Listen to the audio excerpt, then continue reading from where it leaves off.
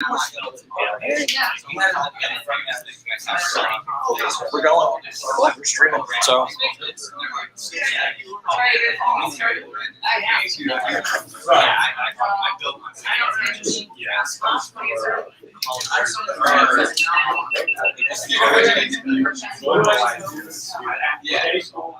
So that's why education.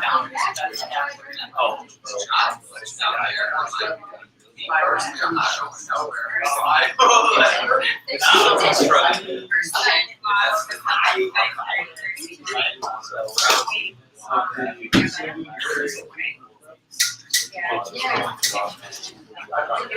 So we're gonna start in about 5 minutes. Okay. Do you want to just? Yeah, we'll just let it go. Yeah. People trickle in. Yeah, say hello to the people. So it'll show. So yeah, if you could say like starting in 5 minutes, can you do that? Yeah. I We're remember how live. to do it. Yeah. I can let the people know that we're gonna start in 5 We're minutes. figuring it out. Oh yeah.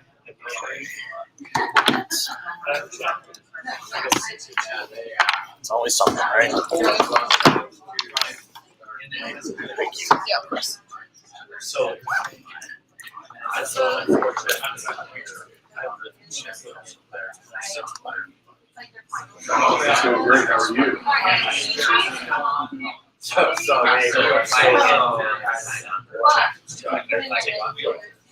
How are you?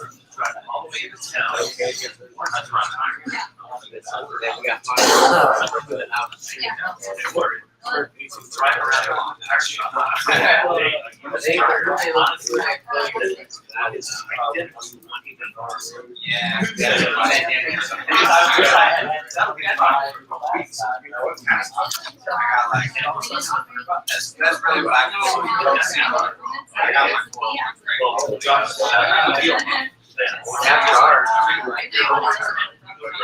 waiting for that time. Yeah, same thing. As soon as I can get it off that I need to charge, I already know I'm tired. Wow, good. It's so tired.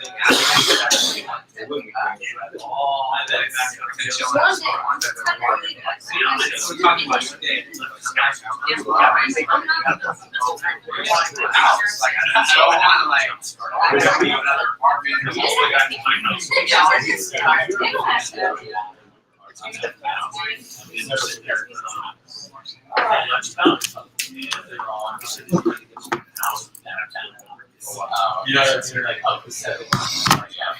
So I sleep at the gym.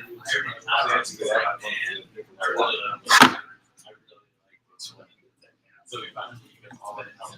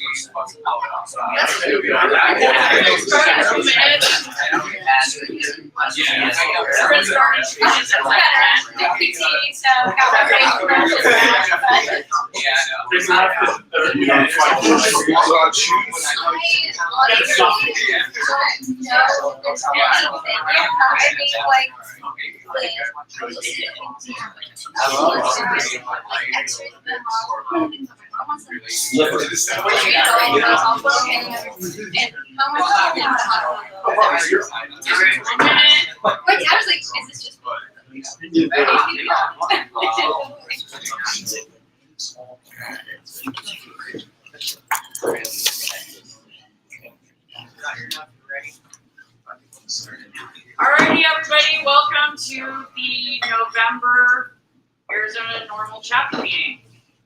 I am the executive director, House is fine. We have our vice or our deputy. We have Savannah. We have Jay. We have Sandy, our volunteer coordinator. And then we have reps from Tucson here. Special guest. Hello. And we have Ryan here. And we have Jerry and Sue here. We have the whole squad here. Everybody's here today. And with that, Todd's gonna go to national. All right. Oh, and AJ's here. All right, today's voting day across the U.S. for most states that haven't something to vote for. And Ohio is voting for adult use today, and if passed, it will be the 24th state to legalize recreational, and the 14th to do so with a public vote. I was favored in the polls, and they turned in twice as many signatures as needed to be on the ballot. So we'll wait hear the news probably tomorrow that it passed. It passed. The House reintroduces legislation repealing marijuana prohibition. A bipartisan group led by Representative Nancy Mace of South Carolina introduced a bill to remove cannabis from the Controlled Substances Act again.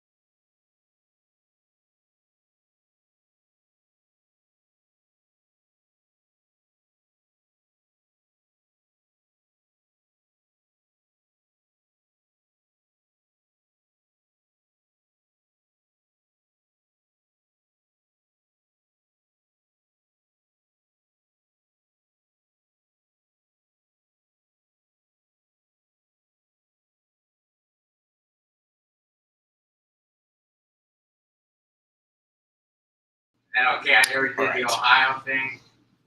And then still, the FBI says that police made over 250,000 arrests in 2022. Even with all the states that we have legalized, there's still all these other states that stepped up their arrests. So we still have over 4 million arrests as of last year. No. And then in Alaska, the Anchorage Assembly votes to reform marijuana testing policies for most community workers. So if you work at the city over in Alaska, we're not going to be testing. All right, that's all I had. All right. That was all of it. One more. Yeah, you want to come up and introduce your guest? So, yeah, sure. This is AJ's guest. Hey, AJ, good to see you, He's buddy. not just AJ's guest, he's my guest Is that too. AJ? But AJ was the one that Nick choreographed it. So Hello, everybody. Thank you very much. Thank you, guys. I know I missed a few meetings recently, but tonight we actually have, as a guest, we have Mr. Mike Crawford. And Mr. Mike Crawford is actually running for Maricopa County Sheriff's. So,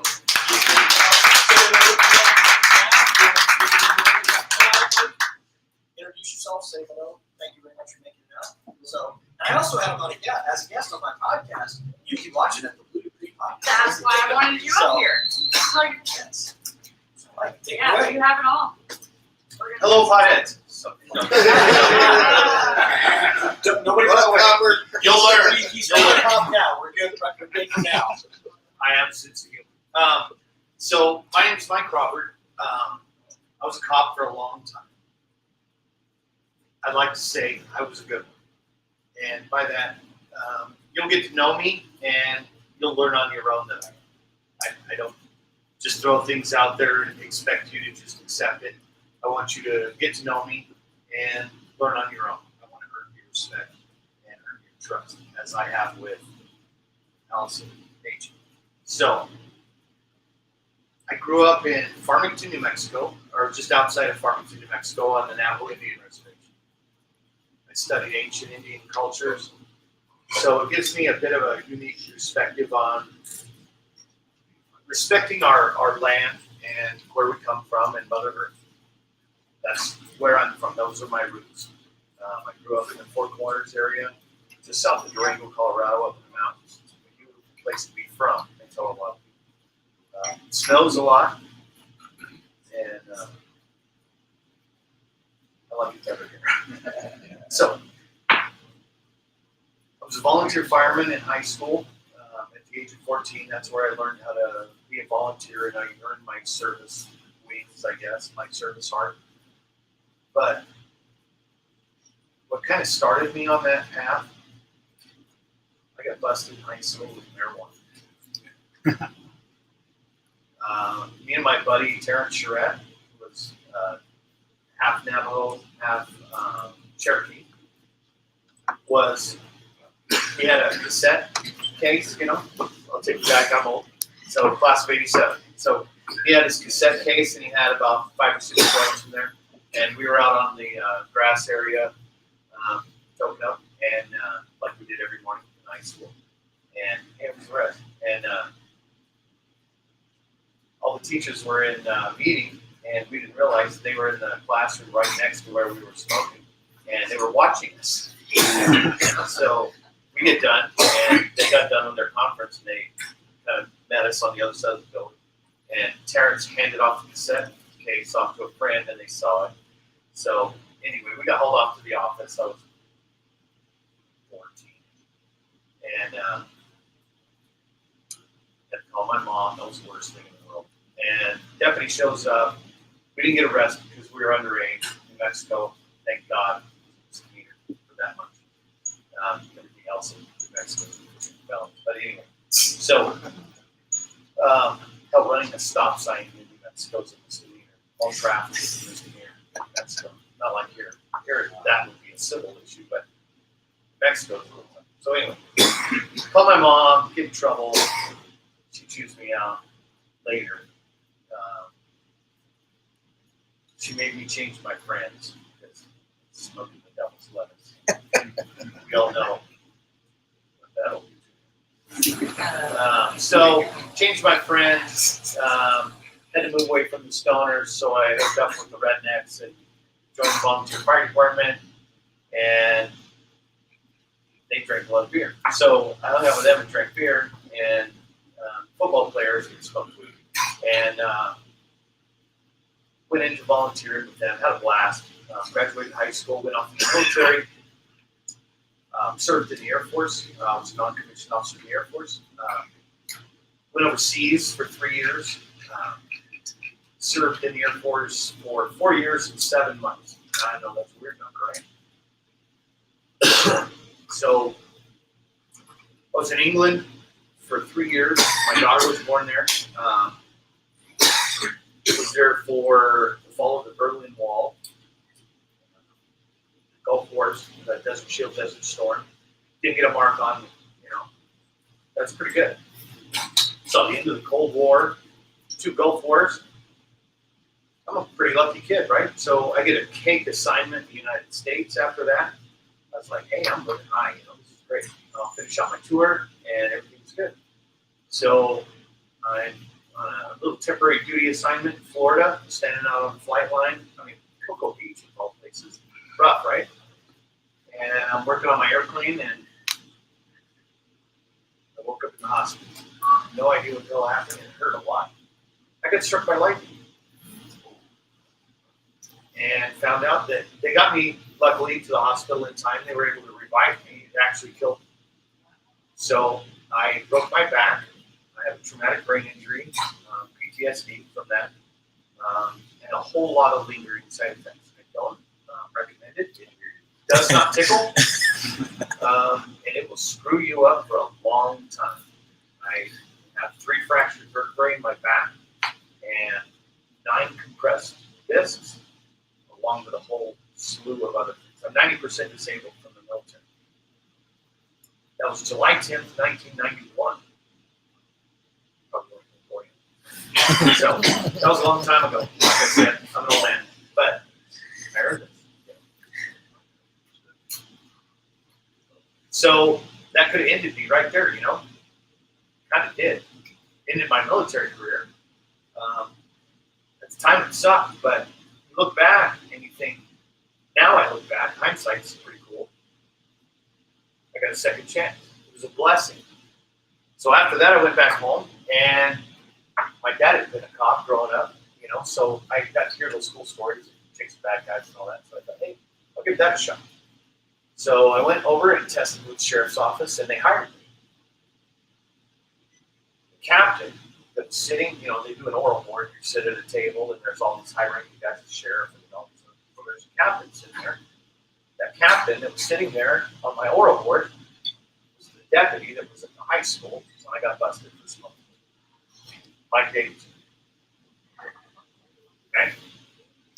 So I got hired, and whenever you go into law enforcement, AJ, you can back this up, you have to do a minimum time on the road as a basic patrol person to learn the ropes, right? So I did my basic time out on the street as a deputy sheriff up in New Mexico, and it was awesome.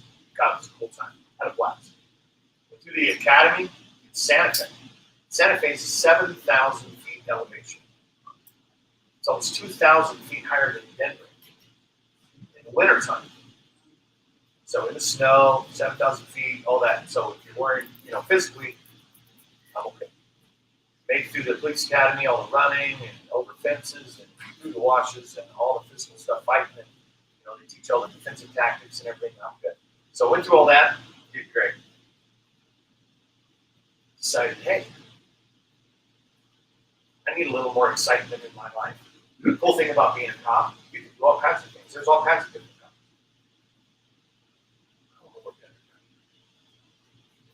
We had a DEA task force. Yes. I was a DEA agent. But I'm here in front of you. I know. Times are a-changing. Bring it. So, hold on. Hear me out. I have good news. Hold on. So I go in front of the sheriff. I have to turn in my application and a memo requesting to go work for the DEA task force and be a special agent for the DEA. Who's the sheriff? Mike Davidson, the captain, the former deputy busted me in high school. He got elected sheriff. Yeah. And he says, Mike, I remember back in high school, I know you know about this drug stuff because you've had some dealings with it in your life. But I also know that you cleaned up your act, went in the military, had a decorated service. I have awards for being in the military. I was a good guy. I did good. I loved it. I really enjoyed what I did. I did really good in the military. With the sheriff's office, the time that I had been there, the 3 or so years, I was a good cop. I was good at it. I loved it. He said, I'll give you a shot. So I got to work undercover in the town I grew up in. Yes, I arrested some guys out in high school because they were still doing stupid stuff. And I actually got them out. It gave me an opportunity to actually help people. But, so I'm an undercover narcotics agent working in the town I grew up in. So I worked Farmington area, I worked Gallup, which is McKinley County, and I worked in Grants also, Siebel County. The intake for all the prisons in that area. So I was pretty busy. Worked undercover up there, had a blast for a little while. So up there we have, there's Narcotics Anonymous, you call it the tip line and stuff like that. We had Crime Stoppers. You could call Crime Stoppers and make an anonymous call. Every Crime Stoppers tip that came in for drugs came to me in all 3 counties. So and this is before, we had big databases and good computer technology like now. So I had to make my own databases and track all this stuff. So I did that for the DEA. I was undercover for about 1.5 years, and I had to leave. I could not stand it anymore. The bureaucracy is unreal, and it hasn't changed. All they were out for was asset forfeiture. My boss would direct me to go after people that had paid off cars instead of people that owed money on their cars. Didn't give a shit what they were selling or how much they were moving. They wanted their cars. They wanted asset forfeiture. So if somebody who was moving a lot of money and their car was paid off, and if it was a pretty car, that was a bonus. My boss wanted to drive that car. And it was disgusting. And it's gotten worse. You know it. I know it. I lived it. I did it. I was ordered to. I had to get out. It was nasty, it was dirty, it was wrong, and it pissed me off. And I couldn't do it anymore. Working undercover sucks. I was hanging out in bars around bad drug dealers and heavy users, tweakers, and just people that were doing bad things. And it got to where I would go home and I'd take a shower and I just couldn't wash it off. And I had little kids and I just couldn't do it. The worst part was my administration. The dirty things they were doing, I couldn't wash them. I just couldn't do it. I have a conscience, I couldn't do it. The things that our government is doing in this so-called war on drugs is bullshit. And it's a war on citizens of this country against our constitutional rights for their own personal needs. And it's disgusting. I can't stand it. I won't stand it. So I went back, I gave it up. I went back to work as a deputy, went to the civil division, and I started hunting bad guys, felons.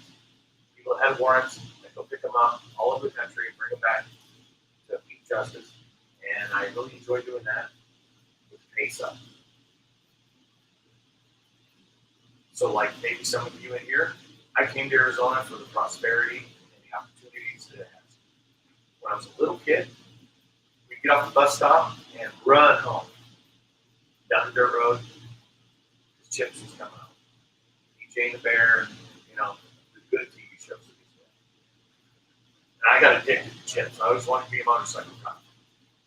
I moved here I got a job with Glendale PD, and I worked with Glendale for 23 and a half years. 18 of it was a motorcycle cop. Thought I was a DEA agent was bad. I was the senior DUI motorcycle instructor for the city of Glendale. All I did was arrest impaired drivers. It was a fun job. I saved a lot of lives. I saved a lot of people from themselves. People got too impaired, and they were bouncing off the road, bouncing off the curbs and stuff like that. I'd get them off the road. I had a lot of people thank me for what I did. Getting them off the road, saving their life. Now, I worked a lot of fatalities too. Whenever there was a bad wreck and somebody got killed, impaired or not necessarily all of them were impaired. Some people fall asleep or bad things happen. Accidents can really happen. I investigated a lot of those, but a lot of what I did was impaired drivers, and I got really good at it. But then the time comes, I was a cop for 28 and a half years total. And it was time for me to hang up the big, those knee-high leather boots, even though they're pretty big. But I couldn't do it anymore. I have a computer implant in my back. AJ and I talked about this on the podcast. For a lot of my career, I was taking 7 Vicodins a day for pain. My back, my hips, my hands. That's a lot. That sucks, huh? I'm allergic to Oxycontin and oxycodone, so I couldn't take those, thank God. Right? But Vicodins were my savior. You guys know what opioids do, if you've taken them. Cannabis is way better for you. It's natural, right? It comes from the earth. Your body has natural cannabinoid receptors. You don't have the natural receptors for opioids.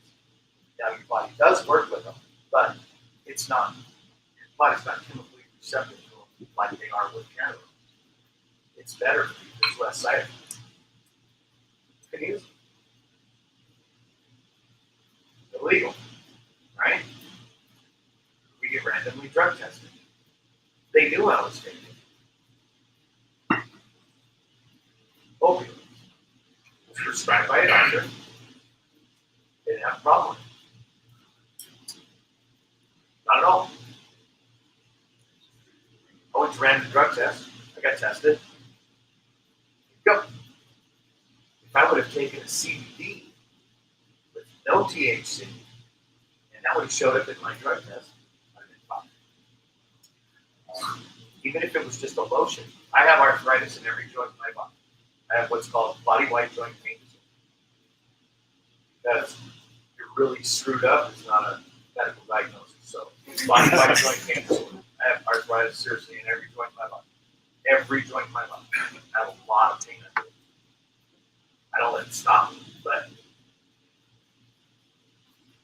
I can't even use legally as a certified cop, which I'm not anymore, I'm retired. But I couldn't even use a CBD lotion cream. It shows up in my drug test. Immediately. How about the fireman? Go. Yep. AJ's dying laughing. You'll poke the fireman. But it's true. So things are screwed up in this world. You guys know, especially around here. Things are screwed up. So why am I here talking? I believe in the Constitution. I'm running for sheriff. It'd be nice to have somebody on your side that believes in your rights as an American. The way things are set up right now around cannabis laws, even though we've made huge strides here in Arizona compared to other states, it's still screwed up. Things could be a lot better.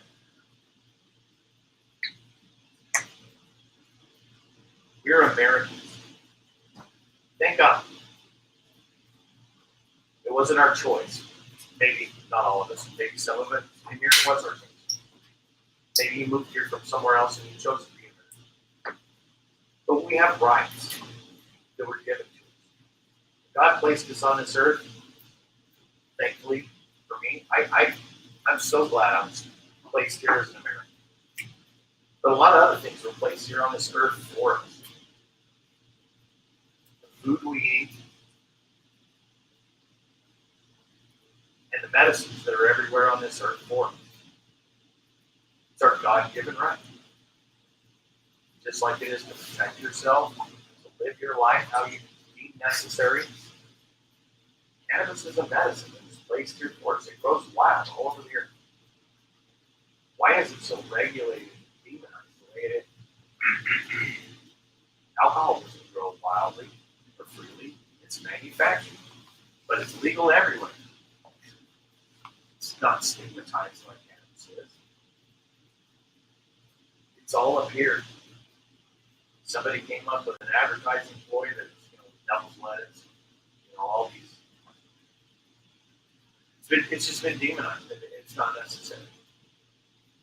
I just believe in rights. I believe in human rights, and I believe in our rights. We have to stand up for our rights, and that's what I believe in. The office of sheriff is a constitutional seat. Sheriff can't be fired. Like the chief of police works for the city, the mayor, city hall. If the chief of police steps out of line, he can be fired for not telling the line. They have to stay in line with what the political beliefs are of his boss. Sheriff is not that way. Sheriff is elected by the people and for the people and cannot be fired.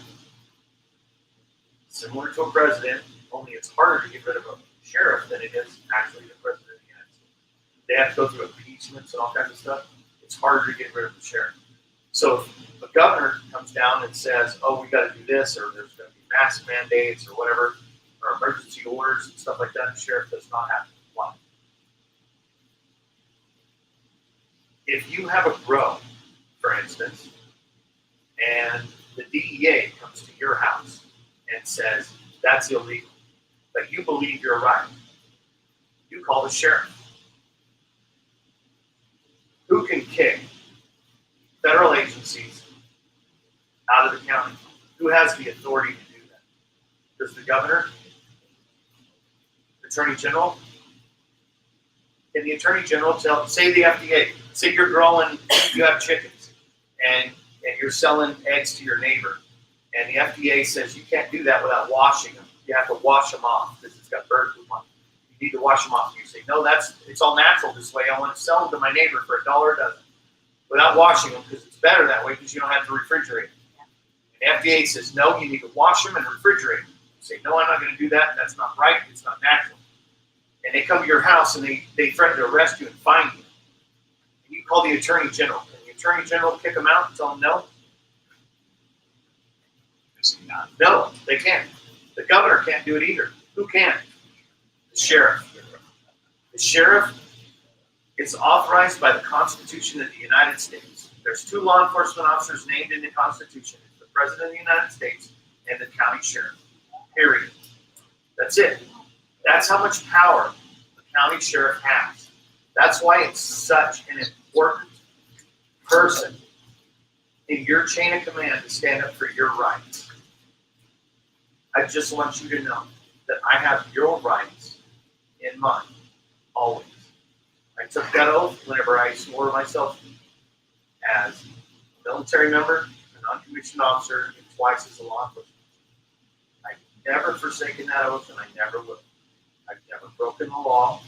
I've never been arrested. I obey the law. That's what I'm trying to tell you. I will obey the law, and I will enforce the law, constitutional law. If one of these wacky politicians comes up with something that's not constitutionally sound and violates your rights, I will not enforce it. And if any federal agency comes into town and wants to overstep their bounds and violate your rights, call me, and they will be booted out of this county. I have the authority, and I will do it as your sheriff. I will protect you. gun dealer, ATF comes over and they're harassing you, I'll kick them out. If they're doing their job and they're doing it right, I'll work with them to protect you. But if they're overstepping their bounds, they're out. And they will have to call me before they can come back in my county. If their DEA comes in and they're harassing you, a business owner, if you're making edibles or whatever you're doing, or you're helping somebody that needs medical cannabis, and you're doing legally what you can do, and they're bugging you and harassing you. I have a very good friend of mine that makes edibles that he's been slaughtered. But he has his Netflix show. We won't stand for it. Chris and his wife are great people, and I won't stand for that. We won't allow that to happen. Now, that happened up in the apple pie. It won't happen here. We won't let that stand. That will not happen on my watch. I'm not a politician. I'm a lawman. Politicians can be bought. I am beholden to no one. All I'm asking for is a little bit of support and help. If you believe in me, if I've earned your help and your support and your trust, just let your friends know. I have a petition. I just have to get signatures to qualify to be on the ballot. You guys know about ballot initiatives and qualifying that way. Everybody has to qualify with signatures. Let your friends know they can sign online. We have a petition here you can sign. Just let your friends know. And if anybody, if you know somebody that can help financially, that always helps. I have to get my name out there so people know to vote for me. The biggest thing is advertising. The current sheriff resigned and will be leaving office in January. It's another thing he just didn't finish. So I will not be facing an incumbent. The only person I'm running against is the reason we're in the problems we are in now. He's cost us over $300 million in a lawsuit we've been paying on since 2007.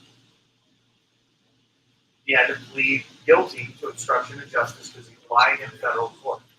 If you've done something so bad that you had to lie in court, you're a bad person. And he's bad. Bad. We don't need to do that again. So it's me. I'm only doing this. I have kids and grandkids that live here in this county. We have to clean up our house. This place is a mess. We have to fix it. And that's all I want to do. Guys, thank you so much for giving me the time and the opportunity.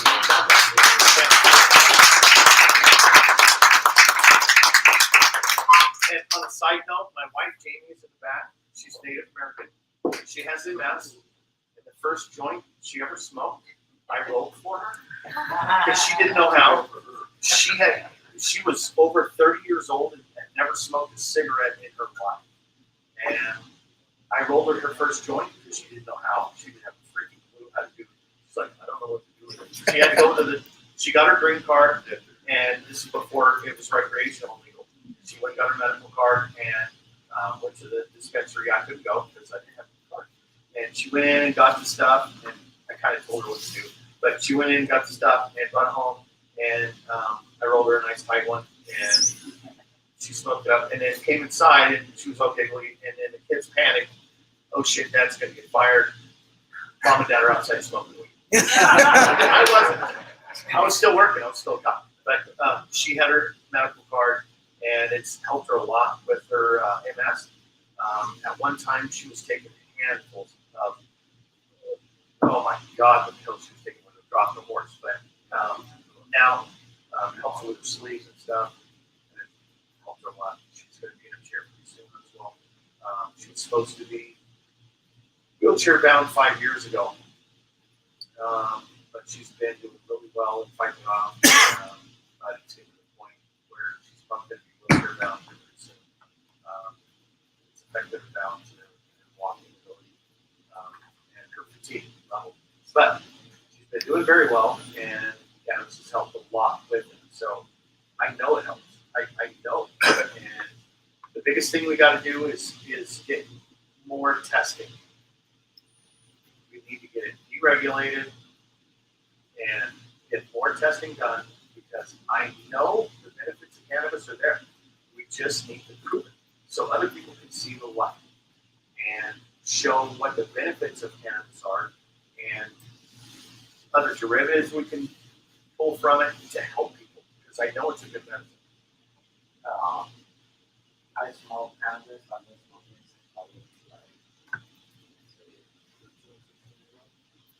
I don't like taking medication. Right.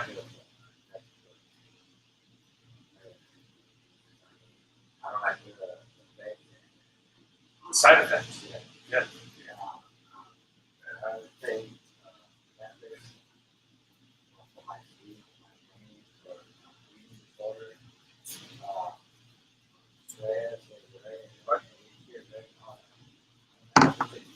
Well, I got lucky and I got that computer. I haven't taken an opioid in 8 years. I electronically roadblock the pain. So it does, the signals don't make it to my brain. I don't have to use the cannabis or opioids to block the pain receptors in my brain. The signals never make it. Technology is pretty wicked. They called me Robocop for a long time, but I have a computer implant that does that. It's pretty wicked, but I was gonna say, does anybody else have any? Just a quick comment. yeah, I've been coming to these meetings for over 30 years. 30 years ago, the cannabis world in Arizona was very different from what it is today. oh yeah. There were no cannabis businesses. The first one that opened was a tiny hydroponic shop over in Tempe. The chief of police in Tempe lost his mind. Oh yeah. Very publicly stationed squad cars right in front, took pictures of all the customers coming in and out. I still remember buying my first grow light and parking 2 blocks away, hopping alleys, over fences, and coming in the back door, scaring the crap out of the guy working at the counter, all out of fear that I was going to get arrested pulling in. Well, today you could go on Amazon and have anything you need delivered the next day. But the evolution of the role of law enforcement with cannabis has not evolved as fast as the cannabis world has.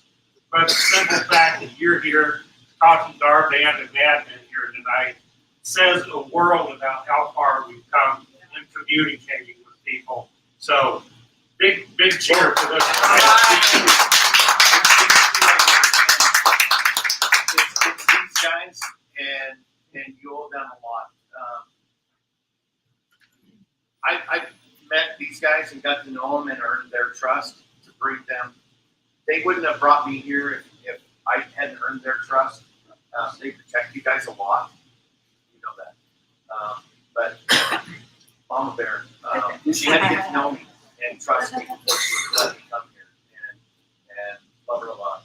She does a lot for you guys. And I really want to get to know you guys a lot better and what you guys have going on. And I know some different people in the cannabis industry, and I've talked to them. A lot of them are the business side of it. You know, they're out to make a buck. They're working their asses off doing it. But they do distribute a lot, and they do help you guys, but it's for their profit. But you guys are more, not the victim side, you're the patient side, I guess. Consumer, patient side, you guys need it. So you have a different philosophy. You're both headed for the same goal, but you have a whole different philosophy and reason. You're not for profit. So, it's better to hear from you guys. Got a question for you. Yeah. So one of the big challenges are a mindset, right, of a lot of people within those roles of power. So how exactly do you change that from the inside? I know that you're going to be kind of in charge there, right? Well, but how do you get so? It's just like back during Prohibition. They would all be out there. Oh, alcohol's the devil. Alcohol's the devil. Then they'd go inside and drink the big whiskey sour. Every one of them. They're bullshit artists. Every one of them. And it's the stigma.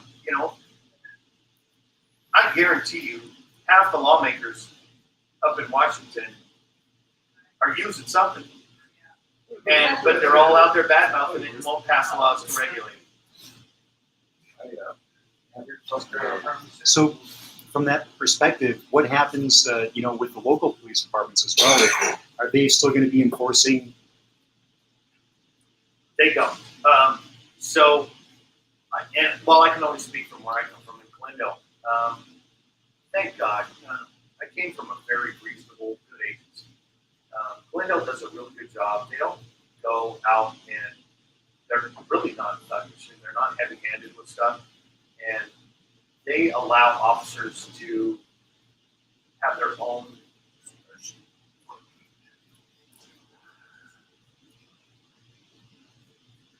do their own thing. And they don't, if you overstep, they come down on you. But officers have their own power, their own, what am I trying to say? Discretion. Damn, that word. Their own discretion. So I can't tell you how many times I ground meted there, back when it was a felony, still in Arizona, because I'm not going to ruin somebody's life. It's just dumb. And we would grind it in the dirt all the time, and not charge people because it was stupid. And I was a DEA agent, and I worked for Glendale for over 20 years. And my God, I don't know how much wild marijuana is grown in Glendale from all the weed that I ground in. There's got to be tons growing everywhere because I passed it up. Unless somebody had pounds and they were dealing, that's a whole different story. That's where I got arrested for a joint. Was in Glendale. Was it? Well, it is, like I said, Spent the night in jail and couldn't get bailed out for a whole day. It's officer discretion. Because you can't bail out of Glendale jail. They take you down to Phoenix and put you down there. So I couldn't even get out of jail for a whole day. For the one joint. Everywhere's like that. But it's expunged now, For the right? one joint. It's that they expunged didn't. now, right? How long ago was that? 2009. Yeah. I'm probably working. I would have been working back in 2009. Okay. All right. Was it a motorcycle cop? No, the guy outside the arena. Wasn't me. Okay, now Oh, no, that we have clarity on that, are there any more questions? Yeah, I had some, Yeah. Jerry and then Greg. yeah, it was Jerry and Sue. Oh, no, Greg's Oh, next for I didn't- questions. I don't have a lot of questions. Yeah, I was kind of concerned about something I've heard in recent years. Some of these dispensaries are selling crap weed. In other words, they're bleaching it and adding stuff to it, and it's making people sick. Now, all of the dispensaries are doing it, but some of them, when they went to recreational, they speed up their growth. And a lot of these suits are buying them up, increasing, and they're screwing the weed up. I didn't know it until we went to a 420 party, and I tried some regular weed, and for the first time, I don't know how long, I had munchies. But smoking the dispensary weed, I was starting to get brain fog and everything. So they're putting crap in their weed. And they were starting that in Washington, and I heard that some of the dispensaries that come in near my house are doing that. Are you giving a reference to black market? That's what I need. I didn't know that. I had one, and I won't say right in public, but I don't have them anymore. But so sometimes we found one called the Ponderosa. And they grow those, they have their own separate things, so we've been buying there a lot because the weed. I still get a buzz, I get the munchies, so I know it's still weed. But I'm from old school, even the stuff with the seeds in it was better than some of the crap in the dispensaries. Right, some of the dispensaries. There's something you might know a little bit about that or not.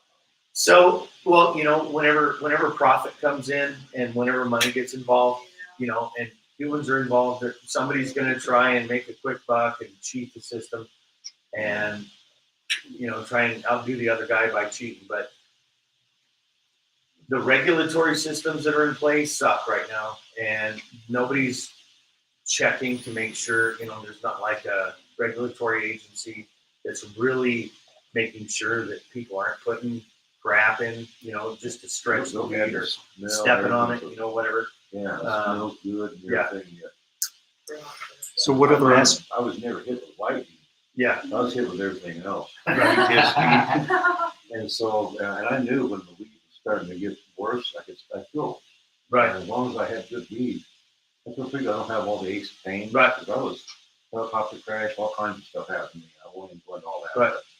I don't know. We do need something better. And the way the law was written, that came in, honestly, I think it could have been done a lot better. maybe some of y'all will agree. Military had meals. Which is what we're trying to clean up. That's what NORML's trying to do, is clean up. Good. this. Yeah, Got it. there's ways Yeah, the law was kind of screwed up, and there could have been, it could have been done better with something written in there to do some kind of regulation on the quality and oversight, but, From the cleaning. and they have to pay for it, but, well, it all gets passed on to the user, but yeah, there needs to be something done to make sure that, it's better quality stuff. In the back. Right. Where do you allow your deputies to consume cannabis? So that's not up to me as the sheriff. There's a regulatory agency that is over all law enforcement in Arizona, and they set the standard, and I can work on that. Actually, my wife was on that board. She was one of the civilians. So if there is civilian oversight of law enforcement in Arizona, there has been for a long, long time, and they do a really good job. We actually have some of the strictest oversight over law enforcement in the country. It's called Arizona Post Board. So it's made of law enforcement, it has to have representatives from different sized agencies all over the state. Rank and file, upper management, sheriffs, chiefs of police, lieutenants, sergeants, officers, from all different sizes of agencies and civilians. Jamie was one of the civilians. She was appointed by the governor for 2 terms until we got this last governor. She was replaced, but politics. But they set the standard for all the training, all the pre-hire. So, right now, let's say you can't have smoked marijuana more than 50 times to be hired as a police officer. You can't have used cocaine more than once, or, prior to being 18. You have to be able to run the 1.5 miles in a certain amount of time if you're this age. All those standards are set by the post board. You cannot smoke or have any drugs in your system as an officer, period. That's a standard set by post right now. So you're saying you should lobby them? Well, for opiates. So, prescribed, except prescribed, Except for prescribed opiates. Yeah, yes. It's prescribed anything. so if the officer had a medical card, would Nope. they be permitted? That's not.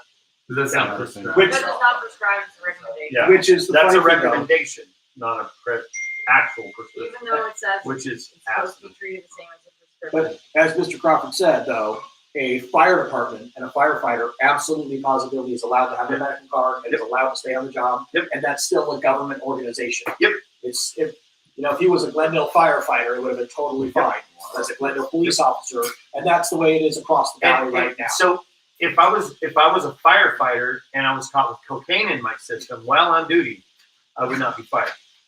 I would be allowed to go through rehab, I went to college. and they would pay for it. You can fire. So it's totally different worlds. Yeah. So, but that's just the way it is right now. Right now, they hire people,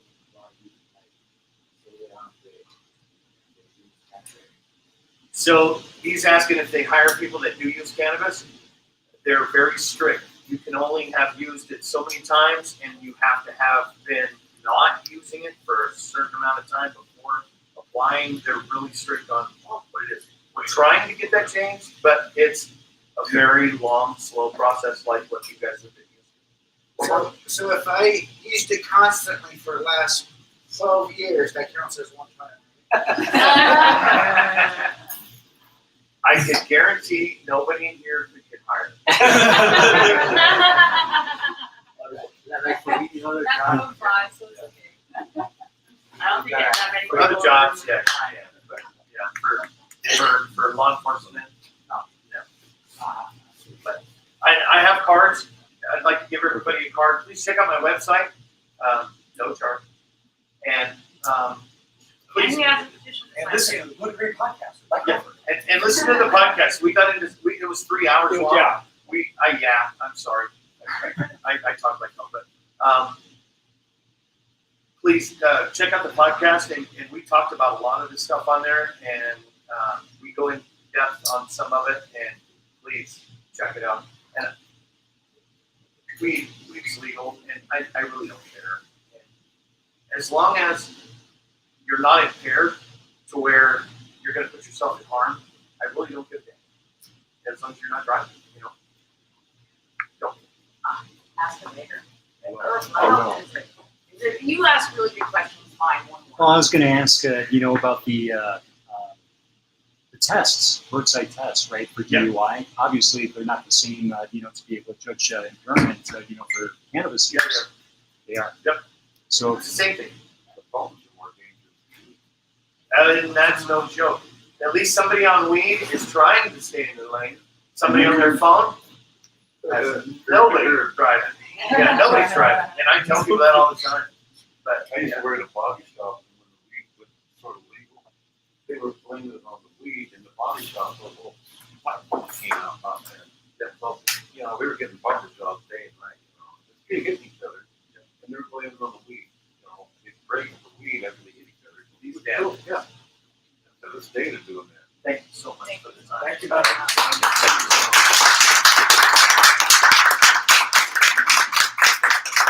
And John and Julie aren't here, so we don't have any executive updates. So, I was trying to what else? Events. We really have nothing. There's Highfield Farms on Saturday. There's a veterans event on Saturday. My birthday is Sunday. And